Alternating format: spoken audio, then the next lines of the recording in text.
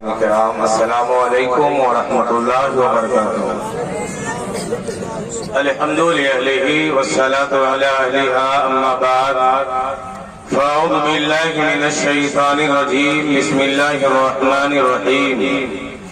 فقال اللہ تبارک و تعالی فی القرآن المجید والفرقان الحمید یا ایھا الذین آمنوا اتقوا اللہ وکونوا مع الصادقین.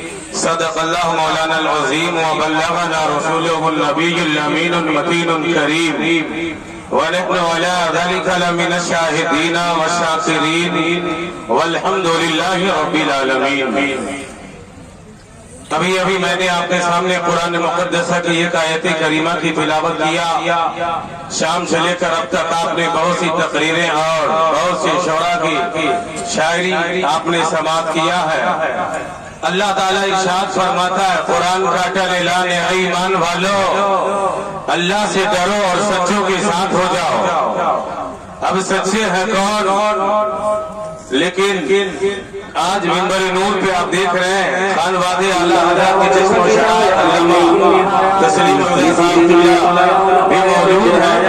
حضرت نے وہ کام کیا کہ نیپال والوں کے لیے پورے ملک نیپال والوں کے لیے جو جگہیں خالی تھی قاضی القضات کی حضرت نے سارے علماء کی تائید سے یہ صحرا شہزادہ حضور شیر نیپال و جانشین حضور شیر نیپال علامہ ضیاء المصطفیٰ ازہری کے سر پہ آپ کے ماتھوں کے نگاہوں کے سامنے اتنے علماء کی تائید سے انہوں نے اعلیٰ حضرت کے مکمل فیضان کو لے کر کے اس اسٹیج پر انہوں نے قاضی القضات کا اعلان کر دیا. لیکن میں نے جس آیت کریمہ کی تلاوت کیا آج ہم ولیوں کی بارگاہ میں جاتے ہیں. قرآن نے کہا کہ اللہ سے ڈرو سچوں کے ساتھ ہو جاؤ. میں بڑی مختصر وقت لے کر آپ کے سامنے آیا. سچے لوگ ہیں تو جب ہمارے معاشرے میں یا ہم سے کوئی آدمی کوئی غوث اعظم سے محبت کرتا ہے, کوئی غریب نواز سے محبت کرتا ہے, کوئی خصوصیت کے ساتھ محبوب الہی سے محبت کرتا ہے. ہمارے پاس ایک بزرگ نہیں ہے, انیک بزرگ ہے, لیکن یاد رکھیں جن کو جن سے عقیدت ہوتی ہے اپنی دعاؤں میں یہی کہتے ہیں اے رب تبارک و تعالی ہمیں بھلا چیز عطا کر دے جو غوث اعظم کے صدقے میں عطا کر دے. کوئی یہ مانگتا ہے ہمیں غریب نواز کے صدقے میں عطا کر دے, کوئی یہ مانگتا ہے ہمیں اعلیٰ حضرت کے صدقے میں دے دے, کوئی یہ مانگتا ہے ہمیں دادی شریعت کے صدقے میں دے دے, کوئی یہ مانگتا ہے ہمیں حضور شیر نیپال کے صدقے میں دے دے. لیکن سچے لوگ کون ہیں؟ قرآن سے پوچھا جائے تو قرآن جواب دیتا ہے الذین انعم اللہ علیہم من النبیین والصدیقین والشہداء والصالحین. قرآن نے جواب دے دیا ہے یہ چار جماعت ہے, یہ نبی کی جماعت ہے, یہ صدیقین کی جماعت ہے, یہ شہداء صالحین یعنی اولیاء اللہ کی جماعت ہے. یاد رکھیں آپ نے اگر حضور شیر نیپال کے دامن کو تھاما ہے تو آپ نے دادی شریعت کے دامن کو تھام لیا ہے. اور یوں سمجھ لیا جائے کہ حضور دادی شریعت نے فرمایا تھا کہ جو دنیا میں شیر نیپال کے جھنڈے کے سائے میں رہے گا یہ اختر رضا خان قادری گواہی دیتا ہے کہ کل وہ رسول کونین کے جھنڈے کے سائے میں رہے گا.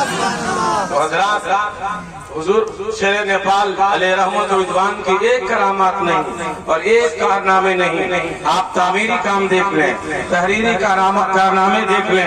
فتح برکات کو جب حضور شیر بہار عطائے مفتی اعظم ہند علیہ رحمت و رضوان سرکار شیر بہار نے پڑھا تو بول اٹھے کہ مفتی جج محمد صدیقی نے تو ایک سمندر کو ایک کوزے میں سما دیا ہے. یاد رکھیں کہ حضور شیر نیپال ماہرہ اور بھائی کے روحانی اولاد کا نام ہے. پوری دنیا میں نیپال کی دھرتی سے لونا کی دھرتی سے اٹھ کر کے جنہوں نے مسلک اعلیٰ حضرت کے پیغام کو اجاگر کیا ہے حضور شیر نیپال کے کارنامے جتنے ہیں پوری دنیا میں جہاں جہاں سنی